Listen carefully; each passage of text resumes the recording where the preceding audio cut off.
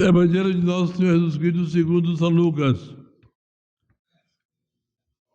Naquele tempo, quando Jesus, num sábado, entrou em casa de um dos principais fariseus para aí tomar refeição, estes o observavam. Apresentou-se-lhe então um homem que era hidrópico. E Jesus tomou a palavra e perguntou aos doutores da lei e aos fariseus: é permitido curar em dia de sábado? Eles, porém, ficaram calados. Então Jesus tocou no homem, curou-o e mandou-o embora. Depois de dirigir-se aos outros, disse: quem de vós, se lhe cair um jumento ou um boi num poço, não o retira logo, ainda que em dia de sábado? A isto eles de nada podiam replicar. Notando como os convidados escolhiam os primeiros lugares à mesa, disse-lhes ainda esta parábola: quando fores convidado às núpcias, não te assentes no primeiro lugar, porque pode ser que um outro de mais consideração do que tu tenha sido convidado pelo dono da casa, e que, vindo este que convidou a ti e a ele, te diga: cede o lugar a este, e tu, envergonhado, vás ficar no último lugar. Quando fores convidado, vai ocupar de preferência o primeiro lugar, no último lugar, para que, quando vier o que te convidou, te diga: amigo, vem mais para cima. Então terás glória perante os convidados, porque todo aquele que se eleva será humilhado, e o que se humilha será exaltado.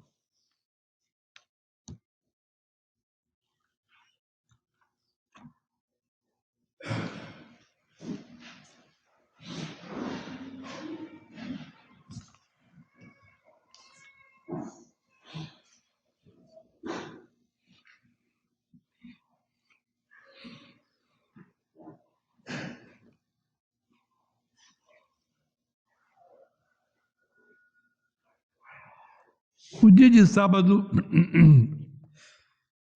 que com a ressurreição de Jesus, ocorrida no domingo, foi substituído pelo domingo, era o dia altamente respeitado pelos judeus. Eles, porém,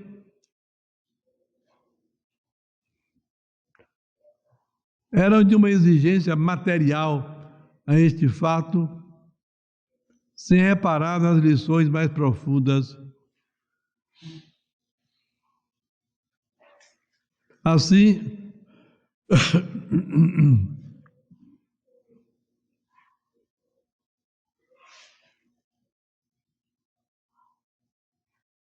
ocorrendo várias vezes que Nosso Senhor cura, faz milagres em dia de sábado, os fariseus, doutores da lei, os entendidos, criticavam Nosso Senhor por ele não respeitar o sábado,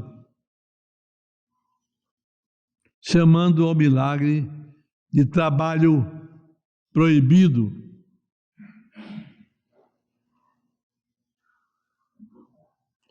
No episódio de hoje, ocorrido certamente numa casa de um chefe judeu do outro lado do Jordão, onde os doutores da lei, fariseus, embora nada amigos de Jesus, não fossem tão contrários como os de Jerusalém, por exemplo,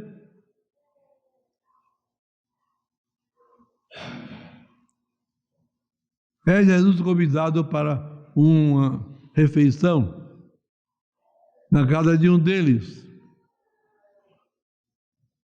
O Evangelho conta que todos ficaram observando-o, a ver como agia, sabendo certamente da sua chegada. Esse homem que tinha hidropisia vai até ao local e se apresenta diante de Jesus. Não pede, apresenta a sua chaga.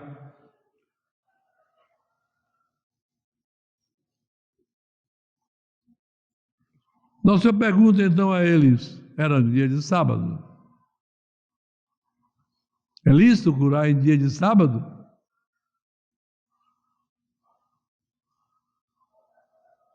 E curou o homem.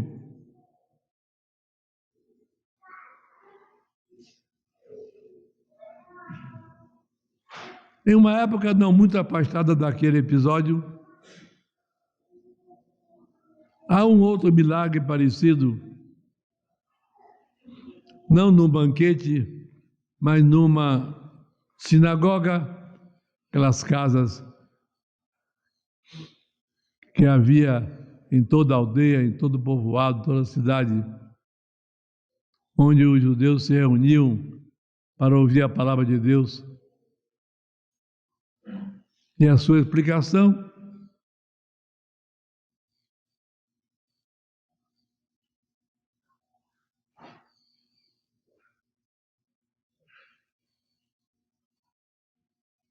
aparece uma mulher com uma grave enfermidade física.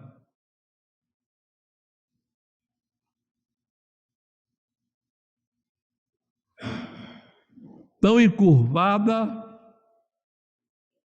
que não podia levantar os olhos para ver no alto.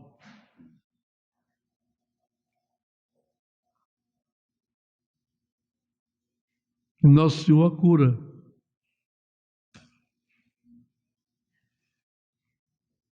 Os chefes judeus protestam, não tendo coragem de atacar Jesus, atacam aqueles que o procuram para essas curas.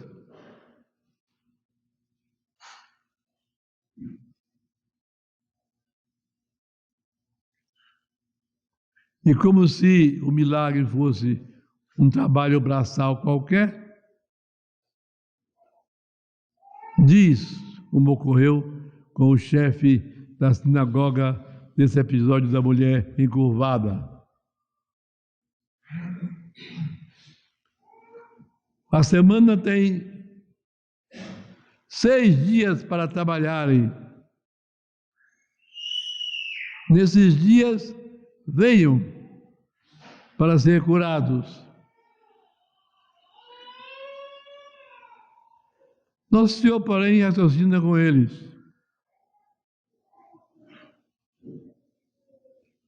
Se você tem um animal, um boi, um burro, que em dia de sábado cai em um poço,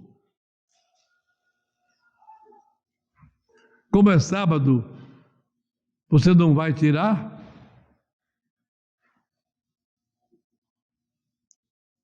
Evidentemente que dá trabalho tirar o animal que caiu do poço. Dá trabalho. Passa a ser um dia de trabalho físico maior aquele sábado. Como então essa mulher, que há tantos anos estava encurvada, não poderá ser curada em dia de sábado?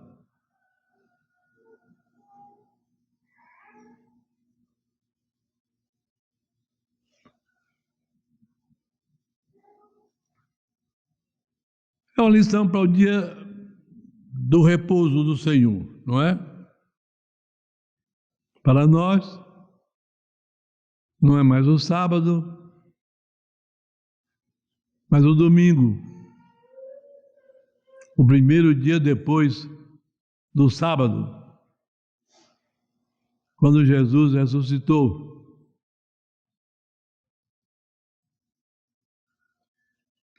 E nesse dia,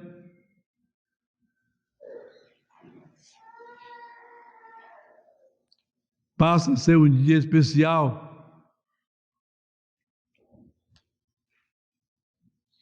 que com o tempo substitui completamente o sábado.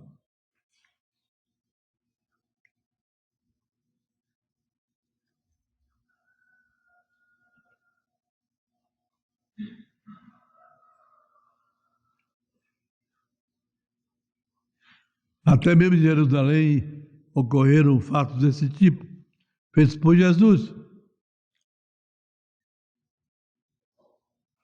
E ao raciocinar desta maneira tão clara, Nosso Senhor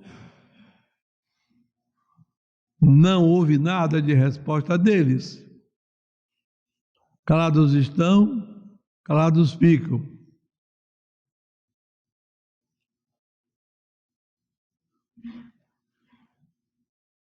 É o dia do Senhor,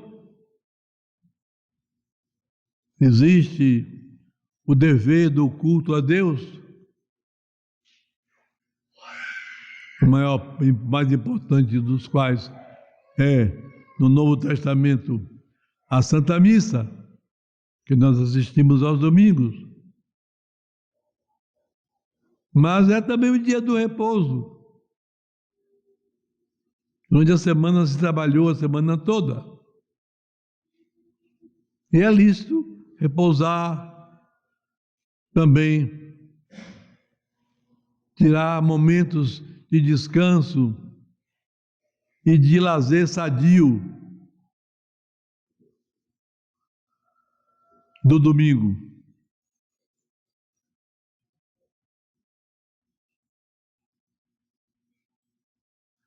Nosso Senhor assim ensina e nós assim devemos proceder.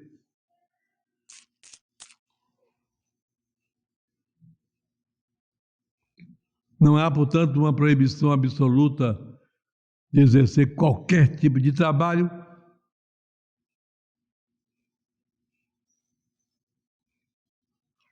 mas se deve evitar deixar de honrar o dia especial do louvor a Deus, que é a Santa Missa assistida. Na verdade, o ideal seria se pudéssemos assistir a missa todos os dias. Mas ao menos no domingo, dia santo da semana, assim se deve proceder.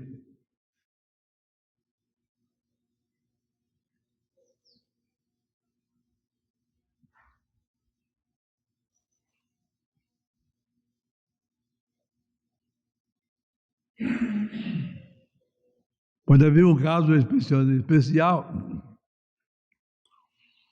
em que mesmo algum trabalho tenha que se fazer, como é o exemplo do animal que caiu no poço, obrigando o dono a ter um trabalhão para tirar aquele animal do poço, não esperar para o dia seguinte, quando o animal já morreu, por exemplo.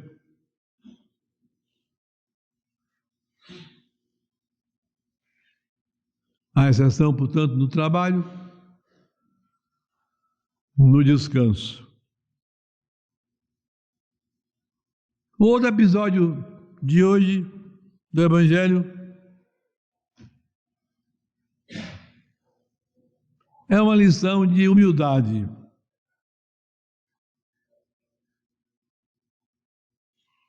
Convidado para o banquete,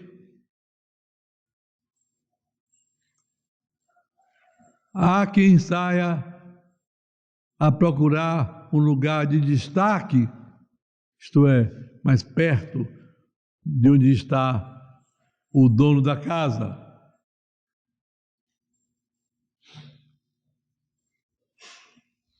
Nosso Senhor aconselha que não faça isso.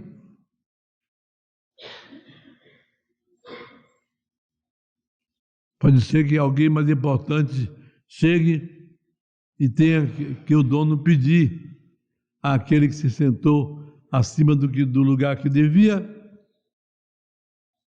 que lhe ceda o lugar.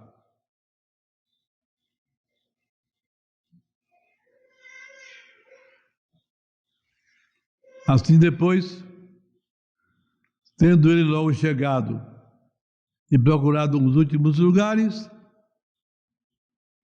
é convidado pelo dono da casa a procurar um lugar de mais dignidade para ficar à mesa.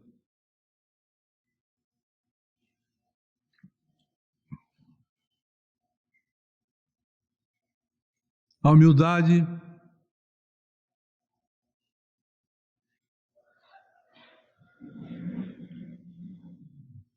o desprezo de si mesmo,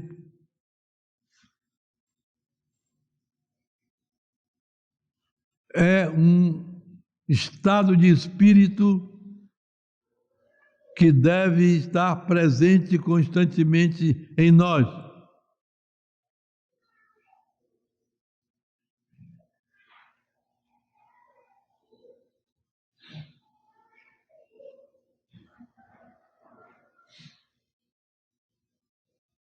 Quem se humilha será exaltado. Quem se exalta será humilhado.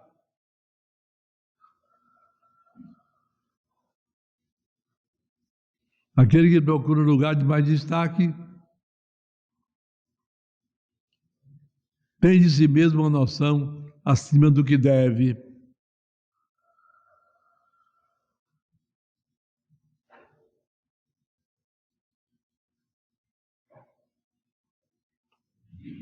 Não era assim que os santos procediam.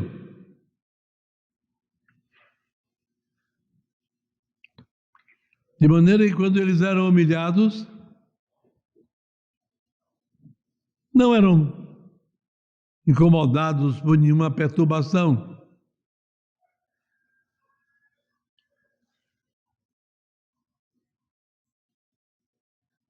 Na vida de Santa Teresinha,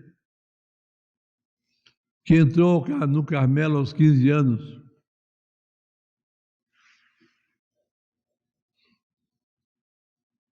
na hora da refeição do refeitório,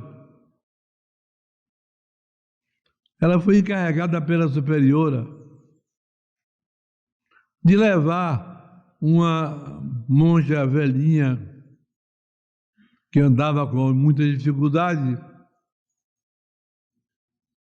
para levá-la aí de volta ao teu refeitório.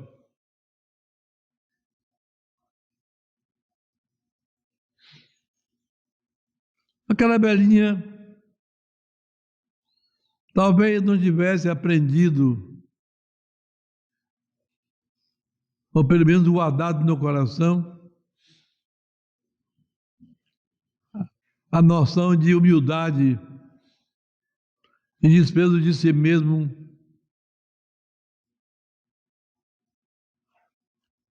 que nós devemos ter ao lembrar de nossos defeitos, nossos pecados. Aparecia aquela menina, como a velhinha dizia, não tem mais ninguém que me leve ao refeitório, não? É só essa menina?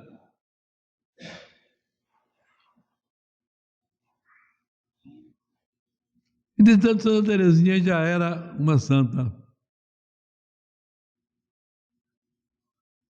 E por isso aquela maneira desprezível de ser tratada pela velhinha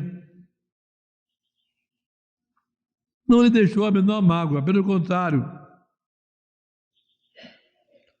ela tomou a resolução de tentar descobrir nos menores detalhes como conduzir a velhinha de maneira que nada doesse nela.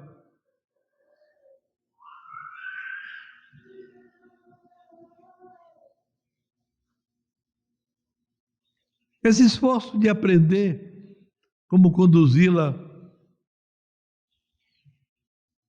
levou Santa Teresinha a entender de maneira tão admirável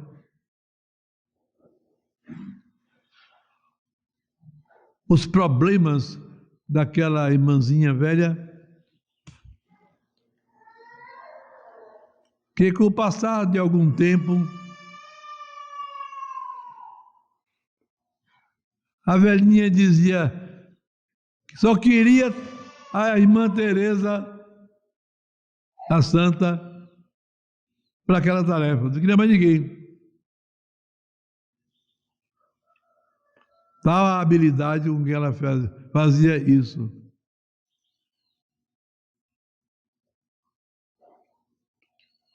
Esse modo de ser pequeno, de reconhecer a própria pequenez, é riquíssimo para nossas almas.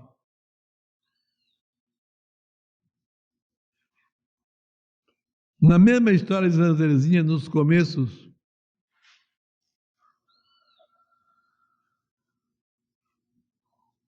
ocorreu uma coisa parecida com relação aos sentimentos internos daquela jovem santa.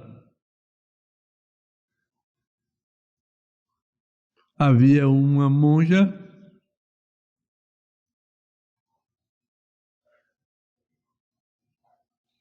de quem Santa Teresinha sentia uma natural antipatia.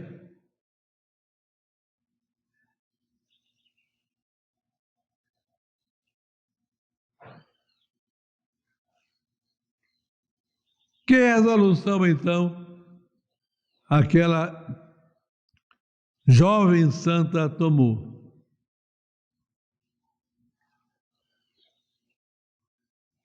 Como sentia dificuldade de tratar, de estar bem com aquela religiosa de que ela sentia antipatia, ela tomou a decisão de toda vez que se encontrasse com aquela irmã, a recebia com um sorriso simpático, com um ar bondoso de como alguém que encontrou a satisfação de se encontrar com alguém especial.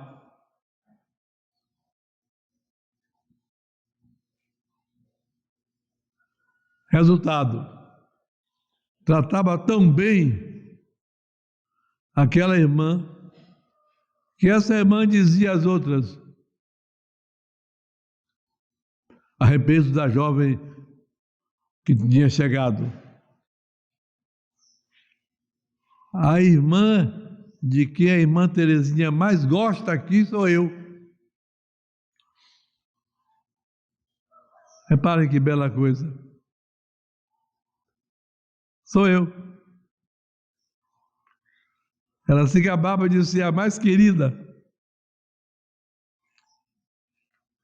E, de fato, pelo sentimento normal, era a menos. Mas a santa sabia sobrenaturalizar aquilo que fazia. De modo que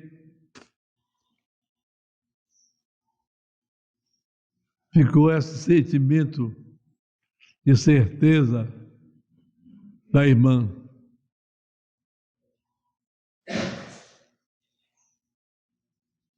Assim os santos procederam. Assim os santos procederam. Ainda há pouco, lendo a história do arcebispo de Valência, Santo Tomás de Vila Nova, nomeado arcebispo de Valência, não pôde tomar posse logo, porque os dias em que ele teve que ir para isto, foram altamente chuvosos, mas muita chuva. E então, o arcebispo, disfarçado de simples padre, já em Valência, com outro padre com ele, pediu para se hospedar num convento dos agostinianos dos arredores de Valência, convento muito pobre.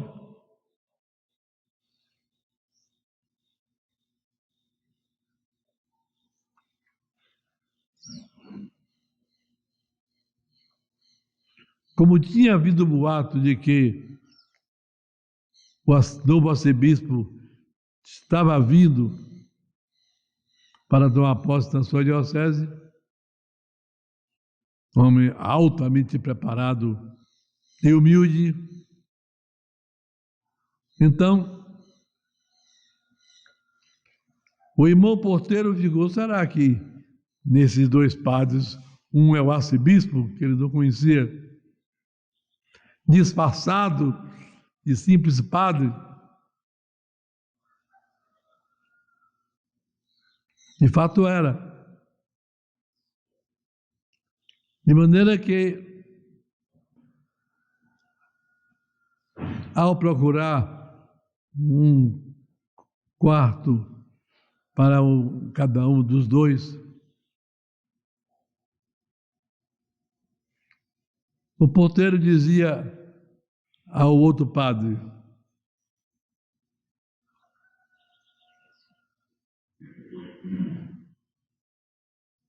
quem é esse padre que veio com o senhor? Ele não é o arcebispo, não?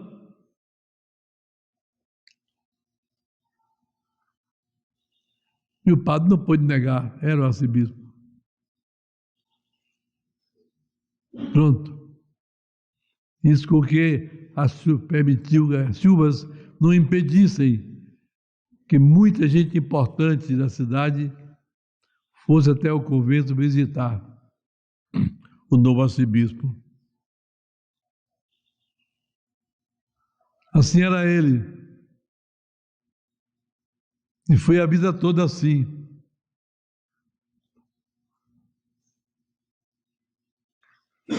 A humildade faz com que a relação da gente com os outros se torne mais humana, mais sobrenatural, mais agradável,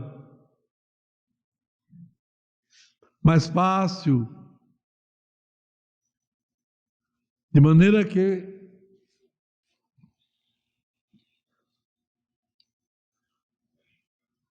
a pessoa humilde só facilita.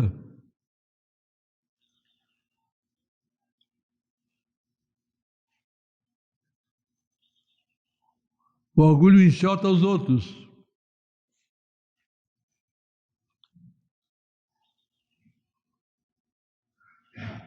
E a noção de sua importância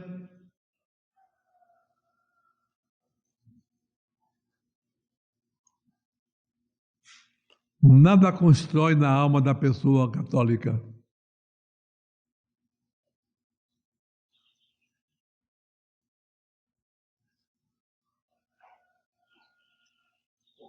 Um católico um católico verdadeiro não se queixa se ele não é bem tratado.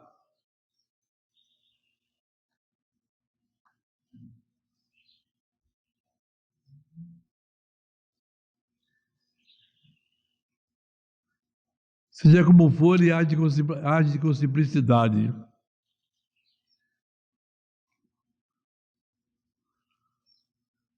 Não precisa que a pessoa tenha defeitos. Basta que tenha uma noção muito clara a respeito da sua condição de criatura.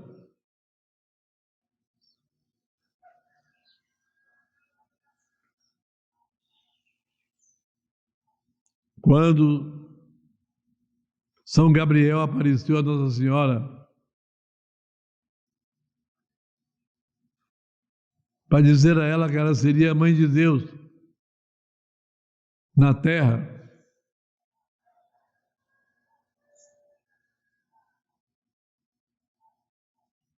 ao se aproximar de Nossa Senhora, a trata com um respeito extraordinário. Ave, cheia de graça, o Senhor é convosco.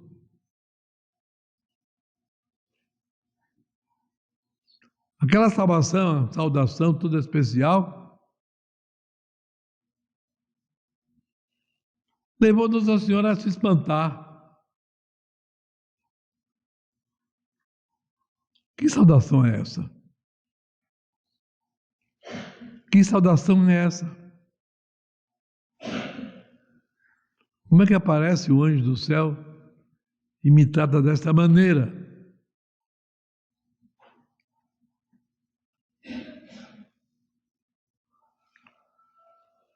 Nossa Senhora certamente não sabia ainda, não é? Que no céu seria a rainha de todos os que lá estão, mesmo dos anjos mais importantes.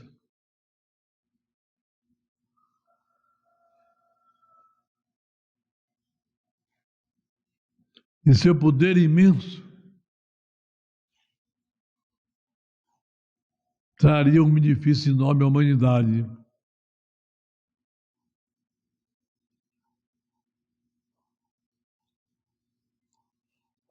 Quando Nossa Senhora apareceu em Lourdes, a Santa Bernadette Soubirous,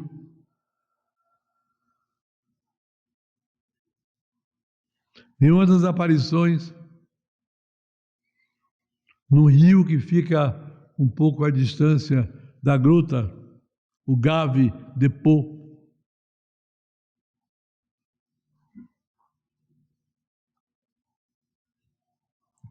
Apareceram os demônios fazendo uma zoadeira, uma perturbação. E quem nos conta a formosa história das aparições de Nossa Senhora de Lourdes é que Nossa Senhora virou o rosto para o rio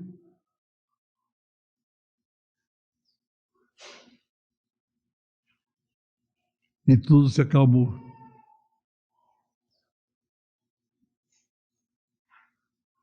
Tudo se acalmou.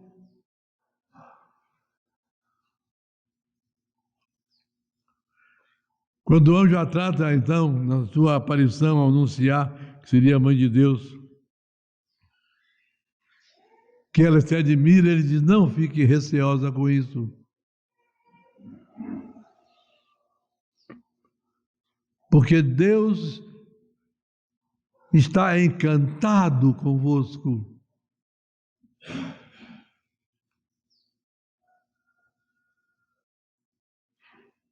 A primeira Eva tinha desobedecido a Deus, acatado o conselho do demônio disfarçado de serpente.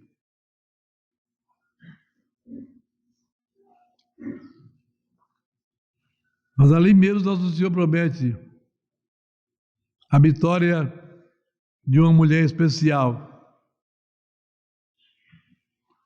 Porém, inimizade de ti a mulher, entre a tua descendência e a dela. Ela esmagará a tua cabeça.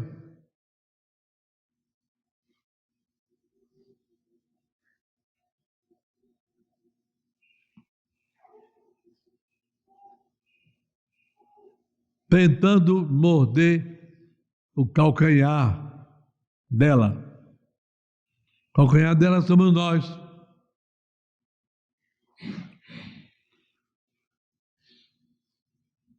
Na medida em que confiamos em Nossa Senhora, o demônio perde a força.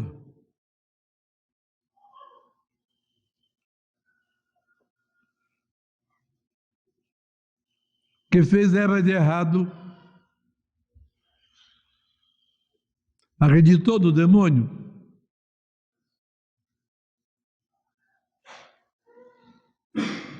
Fingindo-se ignorante, o demônio perguntou a Eva por que ela não comia daquela fruta.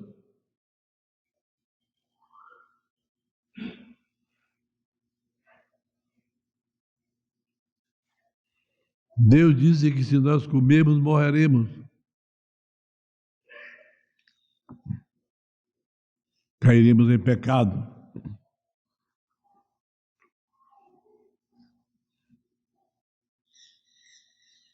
E o demônio, nada. Ele falou isso com medo. Sabendo que se comerdes daquele fruto, ficareis conhecendo o bem e o mal. Igual a ele. E todo aquele que ouve o demônio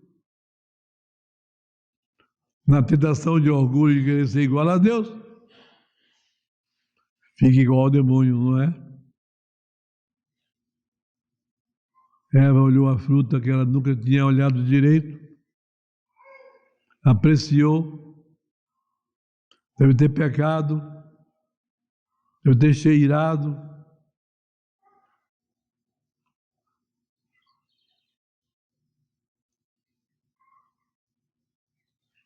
deve ter comido, e na mesma hora em que ela come, ela imita o demônio.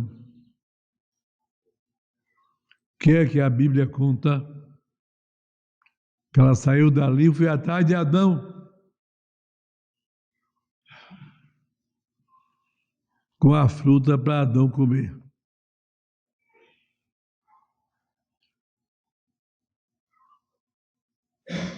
Se Adão não tivesse pecado, a história do mundo seria outra.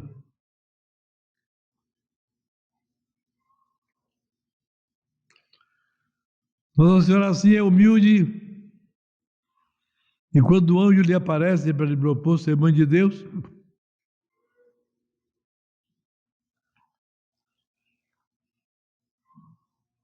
ela acata suavemente.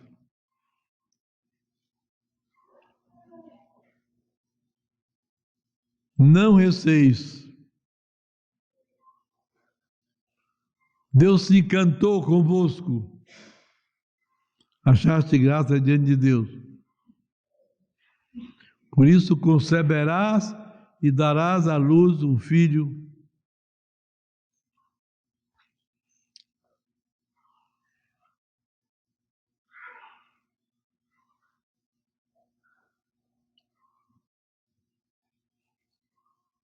O Filho de Deus.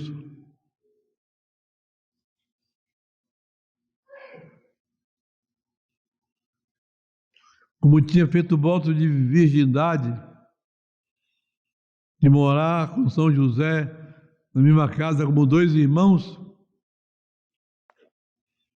como aliás aconteceu com outros santos,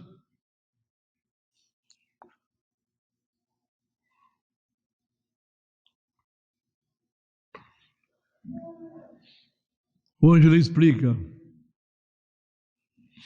como isso ocorrerá se eu não conheço o varão? Não conheço o varão, não tenho vida matrimonial. Estava noiva. Logo depois seria o esponsal. Mas não havia por que perguntar isso se ela tivesse a intenção de viver normalmente como esposa de São José.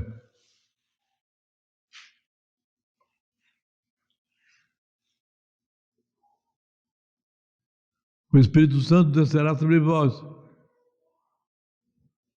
e o poder do Altíssimo vos cobrirá com toda a sua grandeza.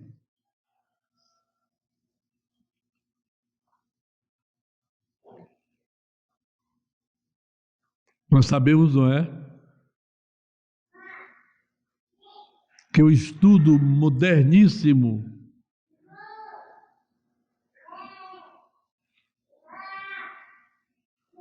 da estrutura biológica que o sudário de Jesus mostra, indica que não há nenhum elemento masculino na formação daquela criança.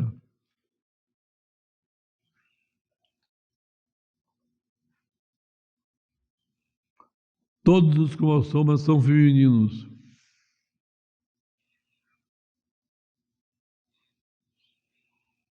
Por isso eu acredito que Nosso Senhor se pareça muito com Nossa Senhora, fisicamente.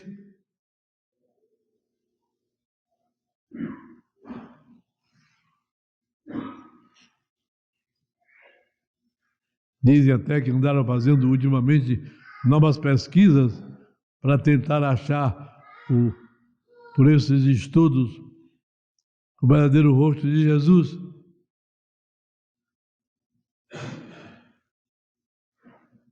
É o rosto de Nossa Senhora. Ele não era filho de São José, embora chamasse São José de pai.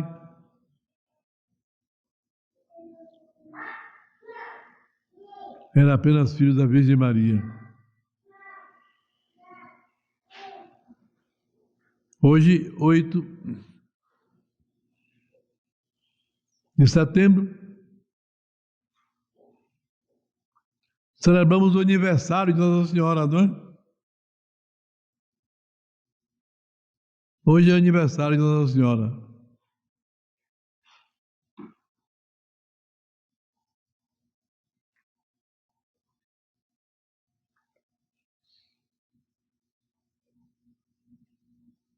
Que presentes podemos dar a ela?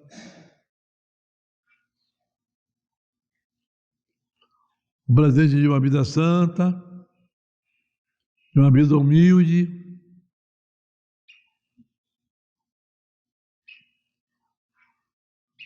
o presente do nosso rosário bem rezado,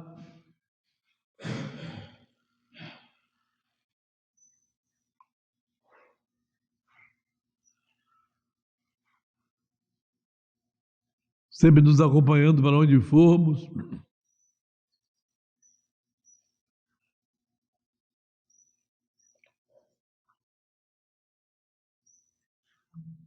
Para bem nosso, para a conversão do mundo, para a glória da Igreja.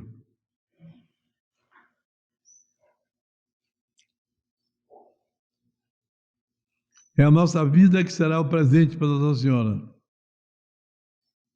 A vida que tivermos, agradável a Deus. O que atrapalha essa vida é o pecado, não é?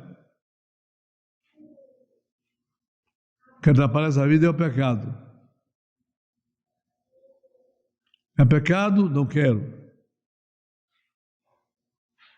Ainda que, olhando para o passado, encontremos pecados, devemos nos arrepender profundamente e o resto da vida. O resto da vida. Tomar muito cuidado com fazer bem nossas confissões.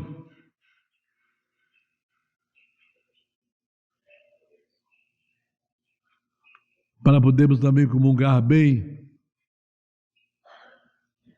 receber o Santíssimo Sacramento.